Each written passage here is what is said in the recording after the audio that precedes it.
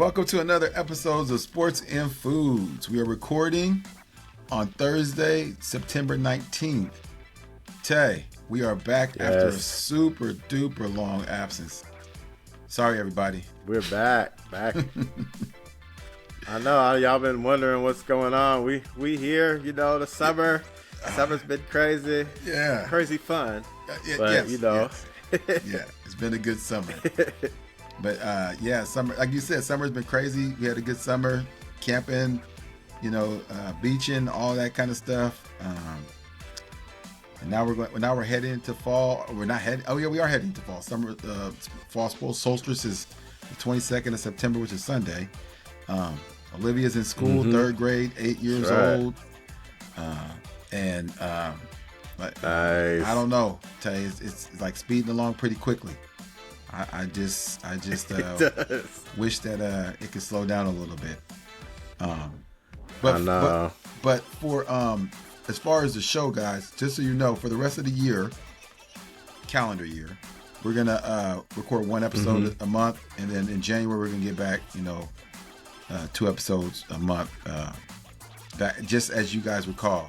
But I've had people ask me like, "Hey, are you guys still recording?" Like Tay said, we ain't went nowhere. Yeah. Just the summer was crazy, and we're here. We still here.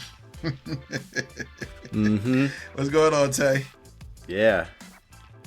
Oh man, same thing. Summer has been full of fun. With the kids, is going around town and just being out with the family and vacations, and just like you said, the fall is coming and the weather's changing. We're in football season, and also my youngest son is starting school for the first time, and it's shock. I'm a mixed emotion of being happy, sad, like just all that. But it's been a good transition.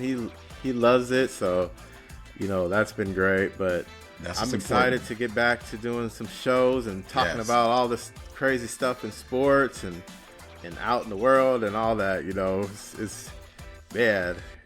It's good to be back with everybody, and it's been wild out here. It's been wild, like you said, crazy injuries in football. But we'll get into all those things. This episode, if you guys are regular listeners, we have gonna shake things up a little bit. We're gonna do the food segment before we do sports. But before we jump into the food segment, we're still gonna hit the While We Were Gone segment. While we were gone, the Olympics happened. You guys, my favorite part of the summer, my favorite part of any summer when it's the Olympic summer, it's over. Just to sum it up, because I know it happened like 2-3 months ago, but I'm still gonna talk about it.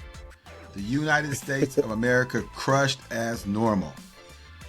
Taking home 126 medals total, 40 golds, 44 silvers, 42 bronzes. I mean, what can you say? That's how we get down. I mean, don't get me wrong. Yeah. China had 40 golds as well. I think that's the first time we've ever tied, and I think it's the most golds that I think the United States has had. Don't quote me on either of those facts, but contributing to those gold medals were the USA basketball teams. Both the men and the women won gold in basketball. They both beat France in the gold medal game. The women won gold, led by Asia Wilson. They beat France by 1 point. And then in their own country.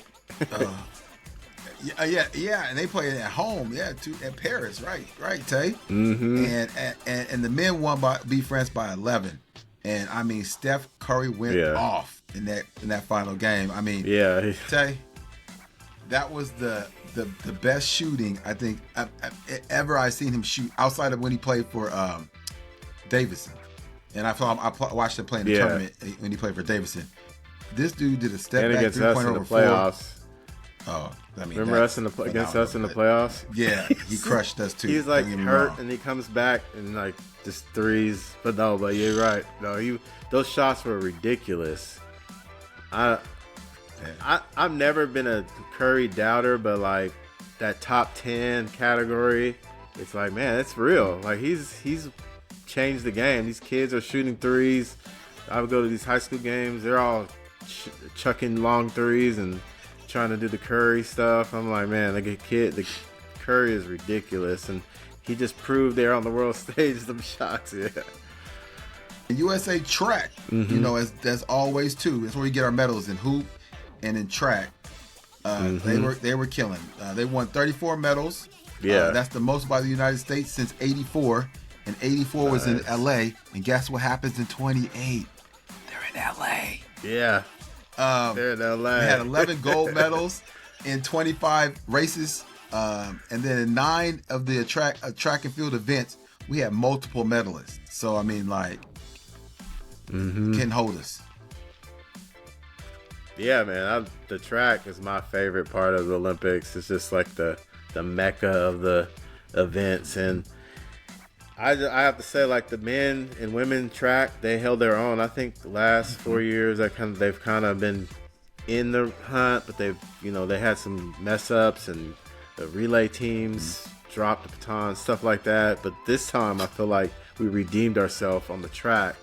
We took over the reins again from like Jamaica and both sides, the women and men.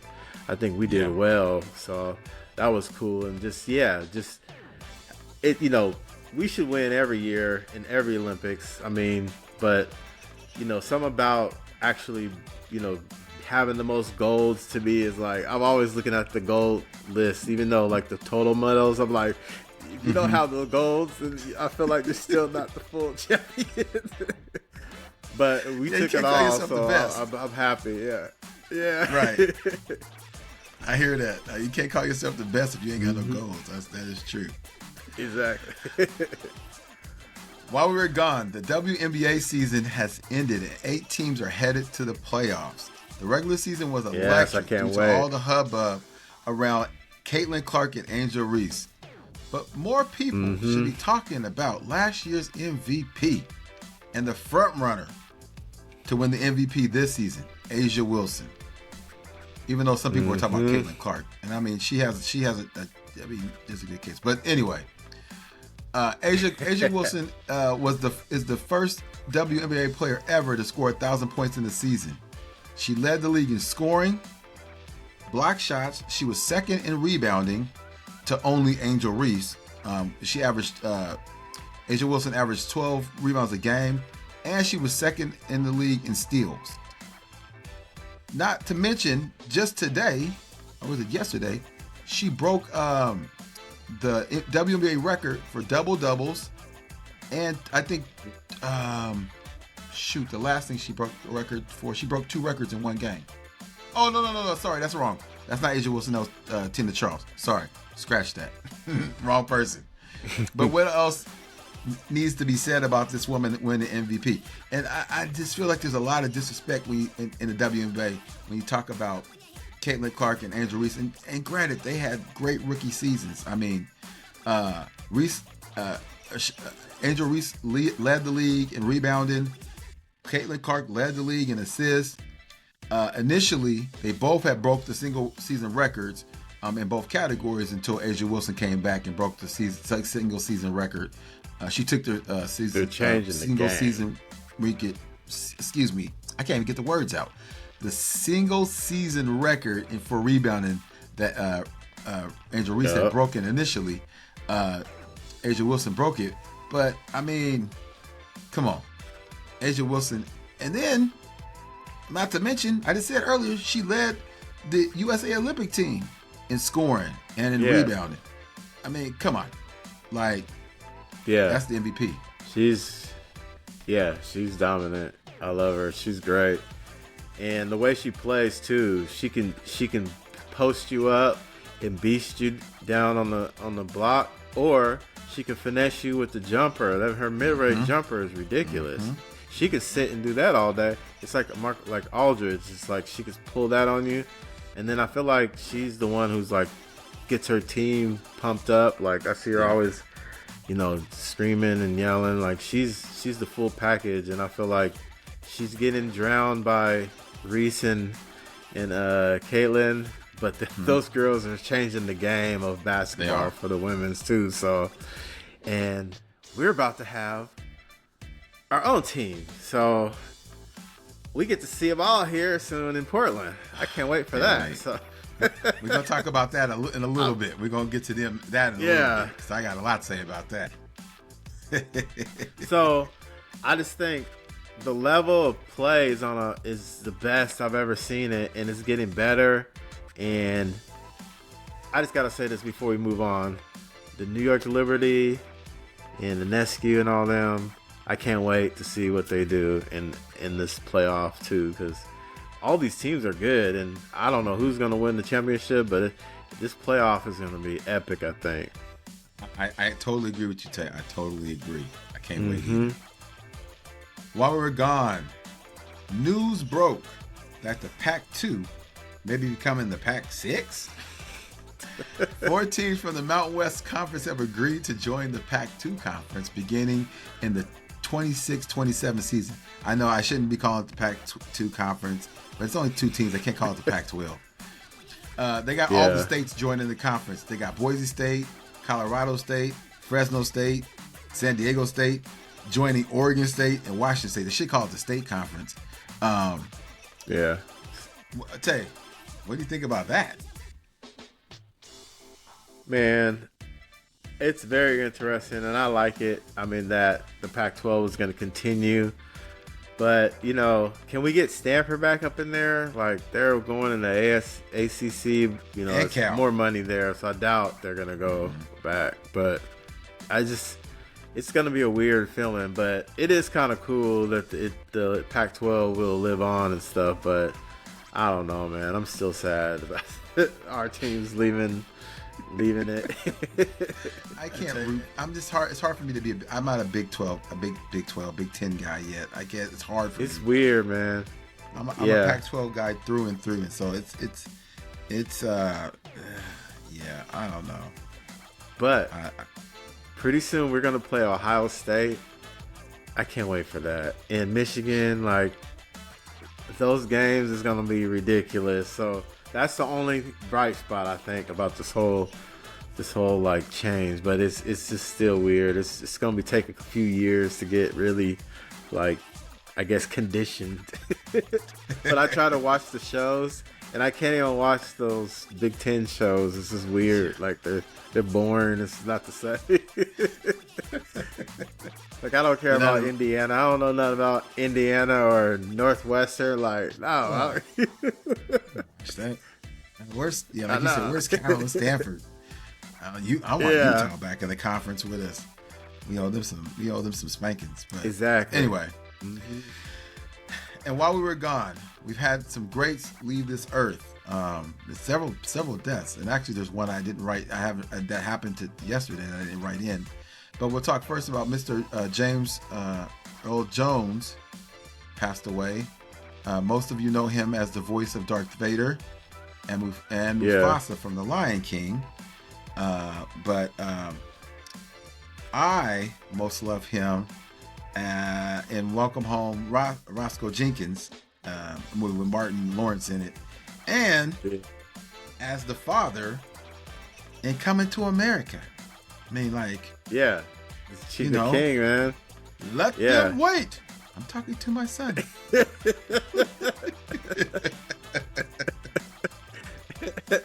His dad was no joke. He wanted his son to be a savage. Man, his voice is like one of a kind. Like, there's nobody can do his voice. He can, narrate a show, or just when he speaks, it's one of the best voices, I think, in the history of, like, TV, radio, all that media. He's iconic, and he seemed like just a wonderful dude. The interviews I've seen, he has that father figure. That's why he's played good, Mufasa and, like, the King from Coming to America. He has that presence of, like, that grandpa, kind of feeling. Yeah. So, rest in peace. Rest in peace. And we lost another great man, Mr. Frankie Beverly. Most of you may know him as the front man for the R&B group, Maze. They had classics like Golden Time of Day, Southern Girl, Back in Stride, Before I Let You Go. One of my, I love them. And they have so many more classic cuts. I had the opportunity to go see him. Me and my mom went and saw him several years back. Frankie Beverly and Maze came to Portland, and the concert was booming. I was like one of the youngest people in there, but the concert was jumping. Like they was in the aisles dancing and everything. Like I was like, this is what I'm talking about. And the music was great. And so you will be missed, Mr. Frankie Beverly. Mm-hmm. And then also on another sad note, Tito Jackson passed away yesterday. That's right. Tito Jackson was the brother of Michael Jackson. And so I didn't write it up, so I don't have any Jackson 5 facts about, but the Jackson 5, Tito was a very important member of that group, so and I think he was only 70 years old, or 70 years young, I like to say. So rest in peace, Tito Jackson, and prayers out to all the families during these tough times, losing these important people in your life. And that's why we're gone. Where do I go if I want more sports and foods? snfpodcast.com. Hey, let's talk about food. Today's topic is 1 fish, 2 fish. All right, start this food segment off with a little old school literature. 1 fish, 2 fish, red fish, blue fish, old fish, new fish. This one has a little star. This one has a little car. Say, what a lot of fish there are. Bet you guys can't guess who said that. I'll just tell you, Dr. Seuss. So, in food, this episode, we will be discussing, I bet you can't guess, fish. Had to hit y'all with some of the old school, like I said, old school literature. We're going to talk about our favorites and how we like to prepare them. So, just like the Dr. Seuss quote says, there are so many types of fish. In the waters of this earth. Some fish we have never seen or heard of. I promise you, there's fish that we've never heard of, Tay. I promise you. And there's fish that we eat. There's fish that would eat us. But there's such a great variety of fish in the ocean. Something I learned, Tay. So I like the fish I like sharks. I like swordfish. I like I like stingrays. But did you know that a whale is not considered a fish? Or a dolphin is not considered a fish? Oh, no, they're mammals, so they're not just considered fish. And I was I didn't know that. I learned that. So I always learn something while I'm. That was middle school. That's way deep in the chamber somewhere. I was like, okay, fish. Huh. So I was like, oh yeah, what kind of fish do I actually like? Yeah, that's awesome. Yeah, so so those are the fish I like. Those are the ones I don't like to. I'm not eating any of those fish. The fish I like to eat. I was thinking like, you ate that swordfish? No. Actually, people do eat swordfish, but I've never eaten swordfish, and I would not eat a swordfish. I think they're beautiful fish. I like the way they look. No, I eat catfish. I eat tilapia. I eat red snapper. I eat tuna. I eat halibut, cod. That's the kind of fish. The fish that I eat the most, though, the 2 fish I should eat the most. I guess there's 3 fish I eat the most. Are catfish, tilapia, and salmon, which is probably my favorite fish to eat. Catfish, salmon. Love it. And I eat salmon in all the ways. I've eaten fried salmon. I eat salmon croquette. I think Tay talked in one of our earlier seasons about how his mom makes a good salmon croquette. I love it. So you should check our website and go to our blog. It's on there somewhere. It's an old episode, it probably one of the first 2 seasons. I'm a salmon fan. I like to cook it. especially now since my whole family eats it. Like we eat it regularly. So, but I also, me and Tae were talking loosely off air, like the different ways you can cook salmon. Like one way we like to get salmon is we buy it from Costco, and they sell it in this tray, and it comes with the butter already on it and everything, like the scoops of butter already there. So when you bake it in the oven, the butter melts and spreads all over it, and you get all the different flavors that are in the butter. But what I do is it's a lot of salmon. Oh, Tay, if you've not done this, it's the deal. For real, and the directions how to cook it are right on the top. And it's a lot of salmon. So what I do is I take. That's what I'm talking about. Yeah, I take it apart and I not freezer bag, but I vacuum seal half or actually two of the 3 parts, and save them for another meal. But I tell you, it's good. They have different flavor ones, and it's good. The salmon tastes good, and the skin is already gone off the back. So some people that don't like the skin, and I'm one of those people who don't like the skin. It's already gone, so it's just a fillet, and it's the deal. But I like that. How I actually cook my salmon, when I cook it, I buy a fillet with skin on it. I like to I season the top and the bottom. So people always like, why do you season the skin side? I actually don't know why. A friend of mine told me to do it, and I've always done it that way. So because I feel, you know what, marinate somehow in there. Hey, Tay, but you know what though? That's probably true. But you know what I was just thinking? Some people eat the skin, so they season, like chef season both sides because people eat the skin. See, I don't eat it, so I probably wasted my seasoning on the back side. I don't know why they would do that, but every time I look at it, I'm like, huh. So I season both sides. I cook this in a cast iron. So I get the cast iron really hot, and I put it flesh side down first. I let it, and I cook it until it moves freely. So like if you try to get your spatula under how hot it was? How hot? I cook it on a high temperature, like, so I get it pretty hot. Like the grease is lightly smoking. Like medium high? Yeah. Maybe a little bit higher than that. Maybe close to high. Like high. You want it to be hot. Yeah. You don't want to burn it though, because when I first started cooking, I used to burn it, like, and it tastes burnt. Like salty burn is not good. So you want it medium high is probably good. Tell you were right. Medium high is probably a good temp.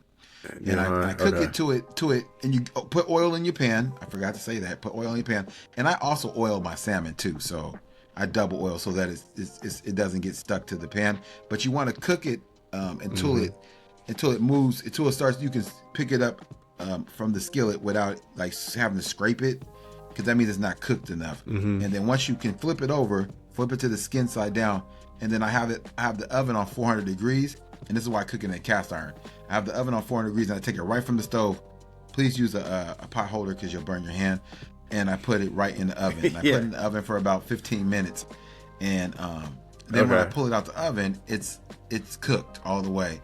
And everybody's oven is a little bit different, so you may want to touch it. I do the touch test. If it's squishy, then I keep it cooking. You want it to be kind of a little bit firm, so that it's a little bit flaky, or you can try to break a piece off. And then once it comes out the oven, you can just turn it back over and peel the skin right off the back. So if you want to do that, if you want to eat the skin, go for it. It's probably crunchy. It should be crunchy because you sizzled it for a little bit on the backside and it cooked in the oven that way too. So you can just peel the skin off and go to work. And I serve it with a little bit of lemon on it. I forgot to say what I seasoned it with on the top. I seasoned it with all kind of stuff. So I like Tony sometimes. I season it with salt and pepper. I have this new Morton's garlic salt. Garlic is pink Himalaya salt, garlic and black pepper in one salt and one seasoning. All that? Fire. Oh yeah, it's fire, Tay. Like, man, it's fire.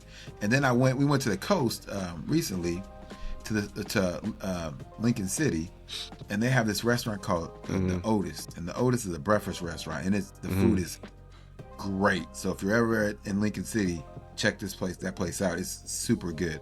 They make this this black brown molasses bread. So the loaf of bread is all brown. Ooh. It tastes I bought a whole loaf in my refrigerator. The bread is so good. And I'm a diabetic, so it's good.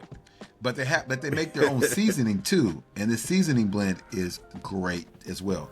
So I haven't put it on salmon yet, but I can't wait to put it on salmon. So that's basically how I cook my salmon. Or I cook it that way. If I want to just buy the fillets from like Whole Foods or New Season, wherever you buy your salmon from, or I get it from Costco in that tray. And the Costco one, the cooking directions are right on the top. You pop the plastic top off, put the whole tray in there if you want to cook all the fish, or like I do, I break it, I take some of it out in freezer, put it in the freezer, and they cook the one piece. But it comes that one from Costco comes 3 big chunks, so it's like, nice. The 3 of us, we eat like a third of a whole chunk, and that's enough for each of us. But something else I saw, I was telling Tae about earlier. I saw that on a reel. One of my favorite things to do, one of my favorite pastimes to do, is watch reels. So on a reel, I saw this guy take the salmon. So if you don't like the skin and you want to, what he was doing, he was going to air fry the salmon. So he cut it into cubes. He wanted to cut it into cubes. So what he did is he took a super hot water and he poured the hot water over the salmon, and he was able to peel the skin off the back. I've never tried this before, so don't get mad at me if it doesn't work. I watched this dude, and I was say those are one of those things they show it. It looks cool. You're like, that's easy, and then you do it. It's like it's not coming off the back. How you get it off? But he worked for Dano's though, so that seasoning. So I hope that he wouldn't be telling stories because he's selling his seasoning, but it worked for him. So if you want to try it that way, you get the skin off first, and then you can cook it in the oven, or you can put it in the pan like I do. But you can also air fry salmon. But we air fry tilapia. We're a big air fryer family, so we use the air fryer for everything. I know I've talked about it before. How much we use our air fryer. But I'm gonna stop talking now and let Tae talk a little bit. So Tae, what is your favorite fish? Well, I love fish. We'll start with the ones I don't eat, and I've always loved the ocean, and like you said, there's fish that we haven't seen down there, and they keep finding new species and stuff. And I've always liked the shark. I just think it's fascinating, since I was back in the day watching Jaws, I've had fish tanks over the years.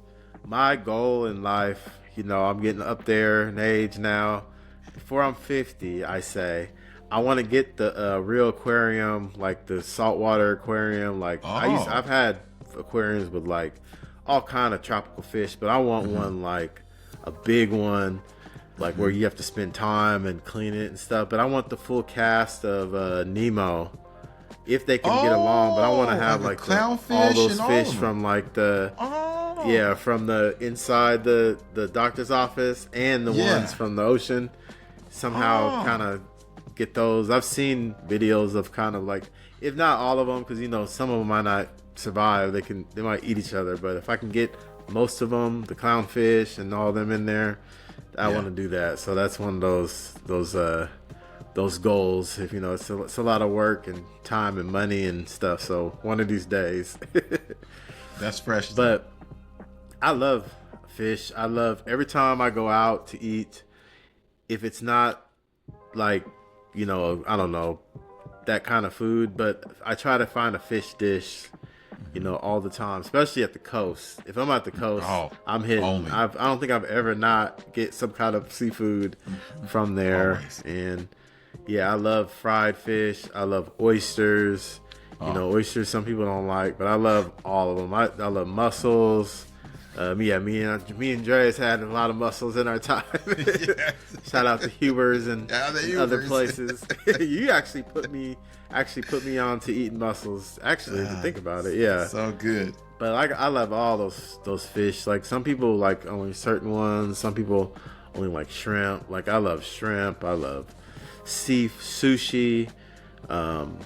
All that, raw oysters, fried oysters, but fried fish is what I eat a lot. It's probably not the healthiest way. I love snapper.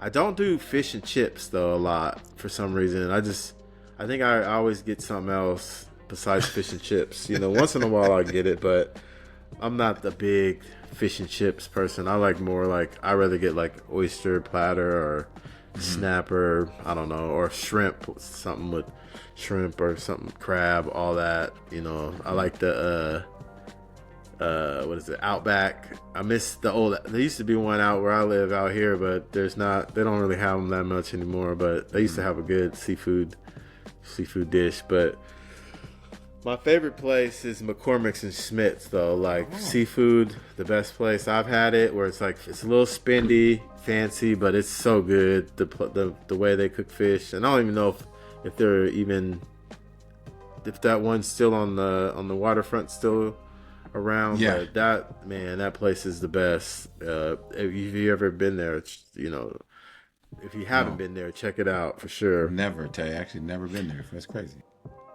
It's so good. It's so good. But as far as cooking it, I realize I always order it. Like I always get it from a food cart or, a restaurant. I don't really cook fish that much, but when I do, like you said, salmon, I like to cook salmon. I feel like it's easy.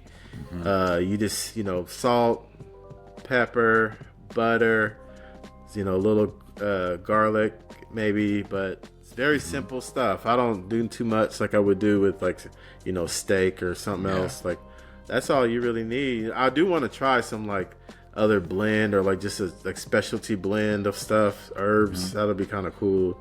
Maybe some kind of seafood blend. But I've never fried salmon before, but I want to cook it also on the grill. And I've tried it once and I didn't like it. It was a little tough. I think I was trying to do too much, and but I think I'm gonna try that again. And just baking it.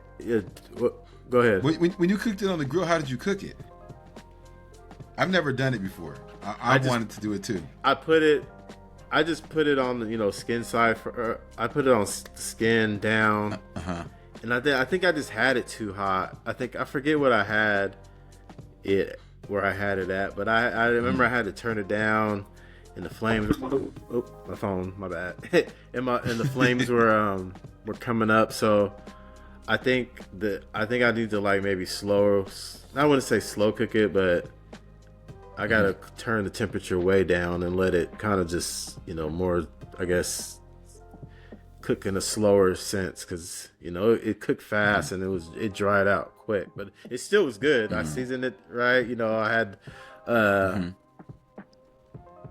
I think I eventually had it in foil, but I wanted to put it directly on the grill on the skin, but I eventually had it in foil too. So I think either I'll put it all in foil and cook it that way, or just cook it really slow and see. Maybe the food critics might tell me something different, but yeah. I've always wanted to try it on a cedar plank. Yeah, I know that's high level, and I know it's good that way too. Like just cedar or smoking it somehow. Oh man. Yeah. Okay, sorry, my bad. Oh no, it's good. I was gonna say, now that we're on the salmon, have you had it like when it's like when they, I forget what they do. They make it just like tastes like candy almost. Where they they smoke it. I think it's smoke it and they kind of candy it. Yeah, they smoke it really. Yeah. They put like the sweetness into it, like they add like honey or something to it. Yeah. Oh man, it's so good. It's super good. That's the first way Olivia ate salmon. Was we used to Lindsay used to take her to, I want to say New Caesars or Whole Foods, and they would offer it to her, and she was like, yeah, as a little Olivia, and she would eat it. And I was like so dumbfounded that she was eating that. I was like, oh man, it tastes good to me, but you're a kid. Like, you like that? Yeah. So it is good. Nah, but man, salmon's so good. I won't finish. I will say go too much longer, but I just want to say, yeah, if you do want to bake it, there's a bunch of recipes, but like you just put it in the oven for about 20 minutes, and the same thing. Like I take a piece.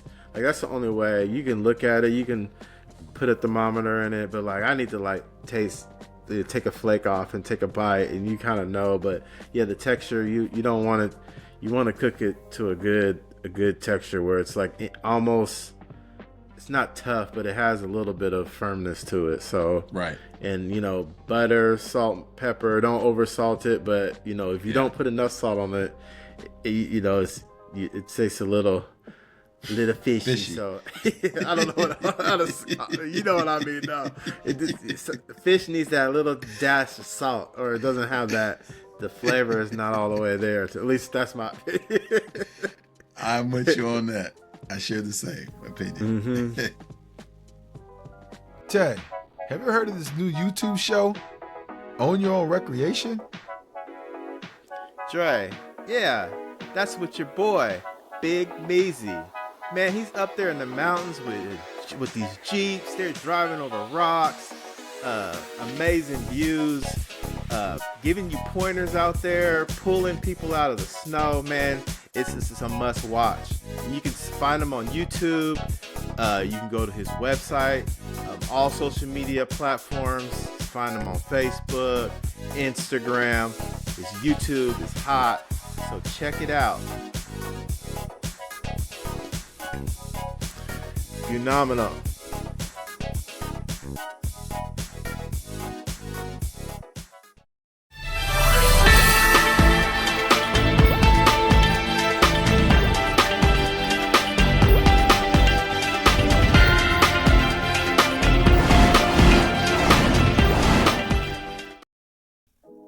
So starting our news today, we're going to start in the NFL with a hot topic, both out of Miami. So we'll start with the Dolphins' Tyreek Hill, who was handled, and I put handled in quotes in my writing, by the Miami-Dade Police Department. Yeah. Tay, I mean, I know you've seen the video of this. Mm-hmm. What do you feel about that?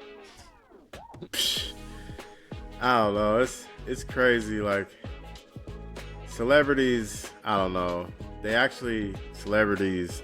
Let me start with this. Celebrities have a lot of sway in people's opinions and stuff. So for it to happen to him, it does gain a lot of attention. But it's the same thing, man. I feel like, us black men get targeted and stuff, and they just assume, we're just like, even though we might be, I don't know, upset about something, like they just assume we're some big threat. So it's always escalated with us, and it's the same thing, and it gets kind of old. But he rolled the window up, and it just makes me feel like if I get pulled over, I'm putting my hands on the steering wheel, have my wallet in my hand, everything's out, and I ain't trying to start anything. And if you beat me for that, then I'm suing your butt. But tell you, do you think that he kind of antagonized them by rolling the window up on them, and they asked him to roll it down? He wouldn't roll the window down. It's more to it than that, but I think that's what they keep saying. Like the media keeps saying, like trying to use that as you're not supposed to do that. But I just, it's just crazy how this world thinks and views stuff. But what's your thoughts on it? I agree. I'll say I agree with you on the. I mean, I do believe he should have kept his window down, like you said. Yeah. Keep the window down, man. It might not have escalated. Maybe it would have escalated still though, because the second police officer that came to the window was kind of aggressive. So and then how they put the knee on his back and all that kind of stuff, man. I just don't think that's what I mean. It gets always so crazy. The way they treat people. I think they was go take an extra step too far. So that's how I feel like. I feel like it was a little bit extra. And so the other news coming out of Miami is about the guy who throws Tyreek the ball, Tua. Tua got his third. Tua Tagovailoa. Sorry, I should say his full name. Tua got his third concussion last week. Yeah. Tough and to the watch. Dolphins have put Tua on the IR. Tay, in my opinion, Tua shouldn't have came back. I think Tua had those 2 concussions. He said, I didn't realize he had concussions. He had a couple concussions in college at Alabama. Like, this dude is playing with fire, man. These concussions, man. Remember that game when he got the real bad one. Before that, he tried to walk and he like fell. Like usually a player is out of the game. You know they do that. They're like playing. Out. They are like, oh, he's fine. He couldn't even walk. He like, kept something playing. wasn't work, and then I think, was it the same game or maybe the next game? I forget, but I feel like he's been mishandled. Yeah, it was the next game, mishandled, and I hate it. Like, it's almost like we forgot because he made it through the season and everything was fine, but he didn't even get hit that hard. Like, usually when you get hit a concussion, and I don't even see players where their hands get all crazy, like unresponsive. Yeah. Like, that don't usually happen with concussions. He's on a way different level of when he gets concussions, and I just hope the guy thinks about his life, and he's already made enough money to, man, I would love to have just one game check of what he's got. So, he's financially fine. I hope he really looks at it, and unfortunately he wants to play, so they're gonna have to protect him. And if it's meaning career, then it's career. But for sure, I feel like this season maybe should not play, because they were talking a week, and I'm like, my Seahawks play them this week, but I was like, what do you mean a week? I thought for sure it was automatic going to be like IR, and they finally put him on there, but I don't know, man. Yeah. I'm kind of nervous about him, and I just pray that they do the right thing. I hear you. I'm praying for him and his family, man, because he wants to play. But on to some more upbeat news. Tay alluded to it earlier. The WNBA is on their way back to Portland. Yeah, it's huge. The WNBA has chosen the Rose City to be the home of its 15th franchise, everybody. Roz Sports will be the team, will be the owners and the operators of the team. These are the same folks that own the Portland Thorn. If you're old enough or followed the W, Portland had a team. We played in the Moda Center from 2000 to 2002. Now, at that time we were the Portland Fire. Yeah. I was watching the news last night. They're talking about picking a new name. I think we should say the Fire. People are like, the Fire weren't very good. We only played for 3 seasons. Like, I mean, how good can we be? Like, I mean, really? Has to come be on, the guys, Fire. give us a shot. I mean, like, that's like, tell you, it has to be the Fire. Yeah, it's gonna be weird if it's not. You can always change it, but to me, that's like, it's already branded. We have players. So I feel like they live here, but it's like, it's the Portland Fire. It's like they want the Sonics back. We want the Fire back. We want the Fire back, right? Portland was picked over several cities for the new franchise because of how well women's sports has done historically in the city of Portland. If you didn't know, last summer we hosted the Sweet 16, the NCAA Women's Sweet 16. The Portland Thorn have sellout games regularly and actually win championships. That's the one team that's winning championships to the city. We have the best scorer for the USA team on our team, on the Thorns. Smith. Yes, Smith, I was going to say. Her first name. And at one point before our collapse, the Portland Fire had the highest attendance in the WNBA. One of the highest, I shouldn't say the highest, one of the highest attendance in the WNBA. Tay, I'm super excited that the W is back in Portland. Actually, me and my mom reserved our season tickets. Nice. Yes. That's awesome. Split season tickets. Yep. Yeah. I'm about to get in, man, because I'm happy that women's sports, what we talked about earlier, women's sports are doing so well now, and basketball is and I'm a basketball fan, so I like basketball at all levels, like you were talking about more little girls, basketball. More girls from Oregon is going to now watch basketball because we have a WNBA team. They're going to develop into college athletes and maybe WNBA. I feel like it's going to branch that girls basketball because we have some hoopers here, but I feel like it's just having that WNBA team to be in the community and look up to is just going to inspire more girls to play. I'm going to take my daughters to the games and all that. So, yeah. Can't wait, Tay. Can't wait. And they better be, I better want to see the Portland Fire and be pissed. You know what's cool, too? 2026, I talked to you a little bit about it. Inescu will be a free agent.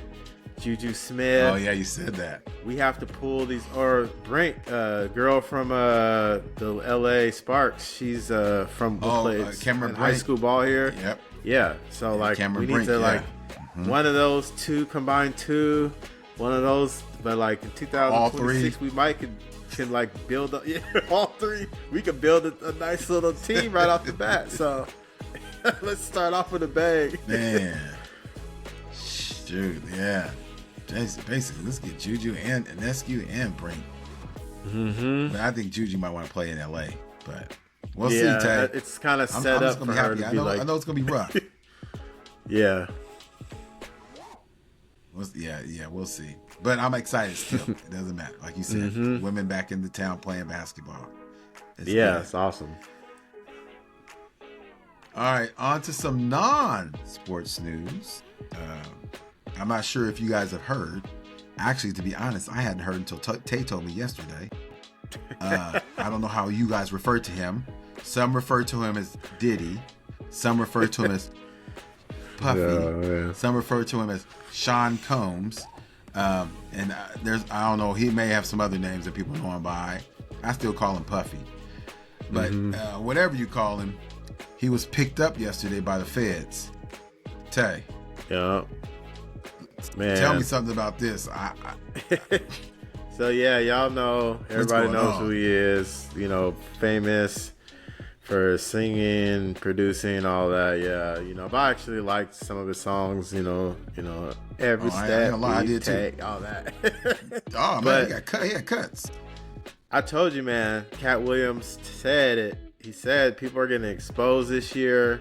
And all these celebrities, their dirt's coming out, and I think it's a good thing because I feel like somebody like him, we try to keep a family-oriented program here, but some stuff needs to be talked about. So I'll just say I feel like there's a lot of things that's been going on behind closed doors, I guess, that's been kind of out in the open, kind of rumors, celebrities make jokes about it.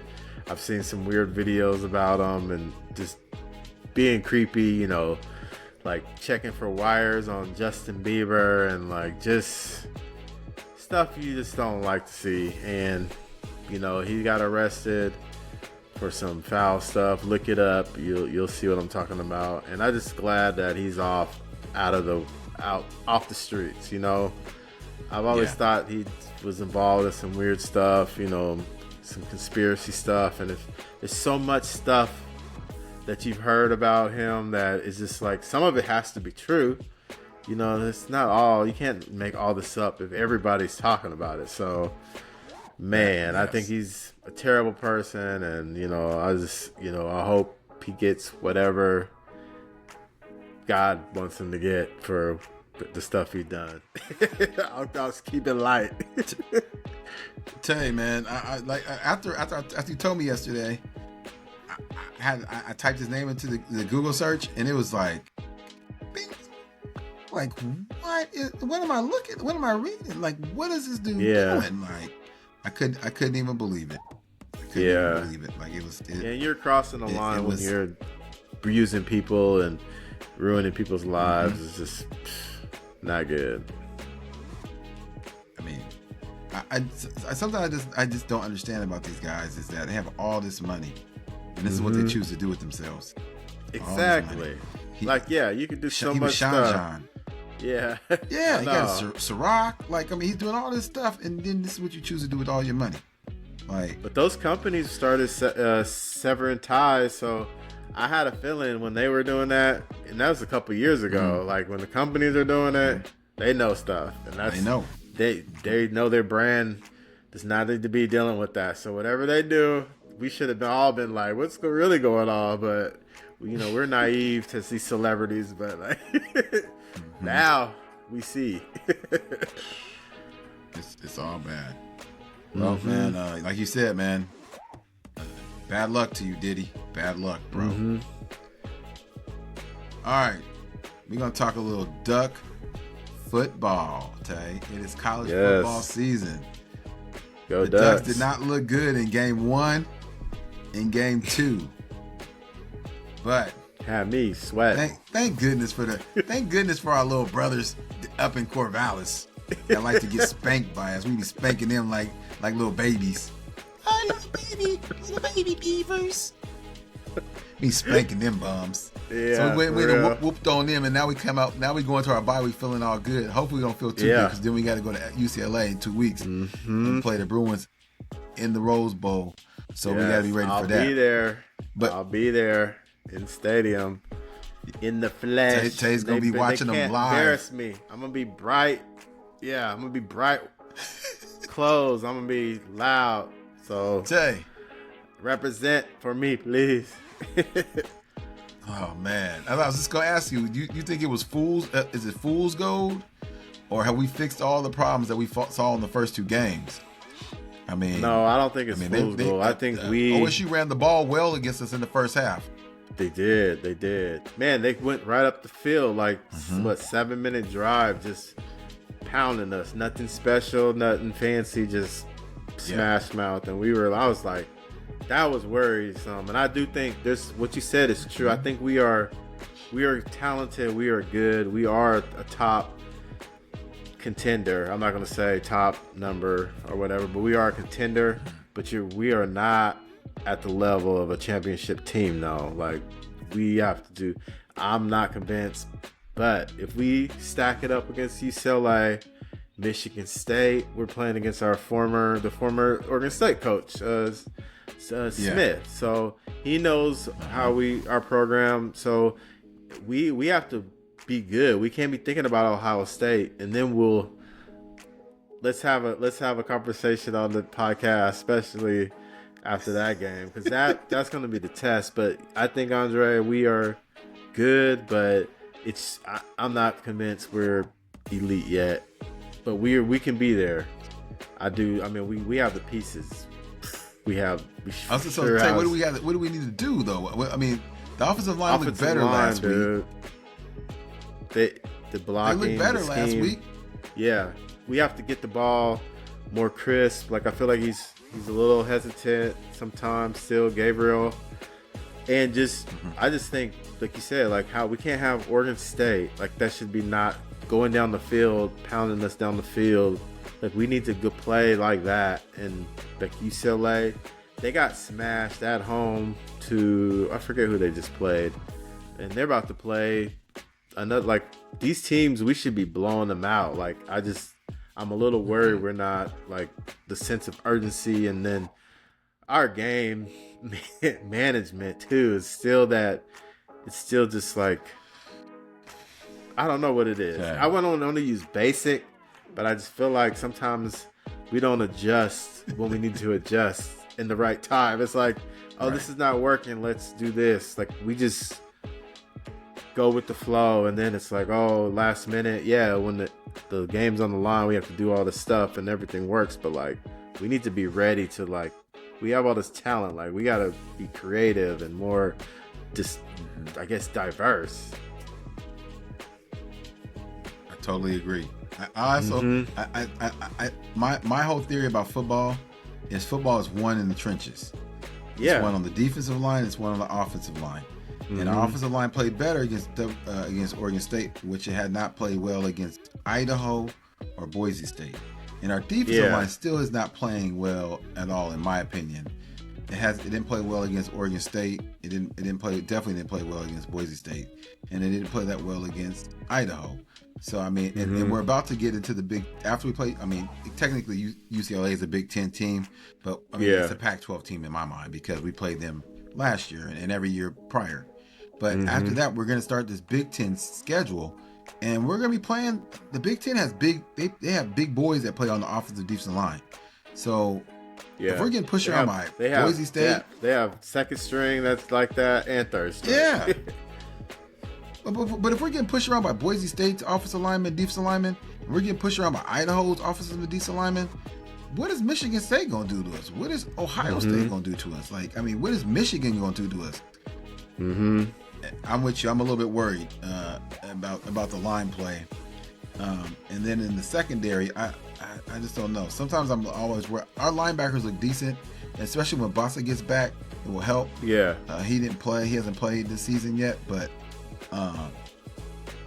yeah, defense is where I'm a little bit worried. Our offense, we look okay. At least last week we looked okay. We have our quarterback is legit. He's legit. If he keeps playing like this, like they keep acting like he's not playing well. He's actually playing ridiculous with giving a new team. But I just think he's played faster, which I think he has from game 1 to Oregon State, and he has the legs too. Like, man, I think he might need to start using that more, like kind of what Bo Nix did when it was like that 3rd and 5. I'm looking to pass, but Bo Nix was new when to run like all the time, and I feel like Gabriel's still trying to play like He-Man ball, but not and kind of distribute, and he's kind of in between.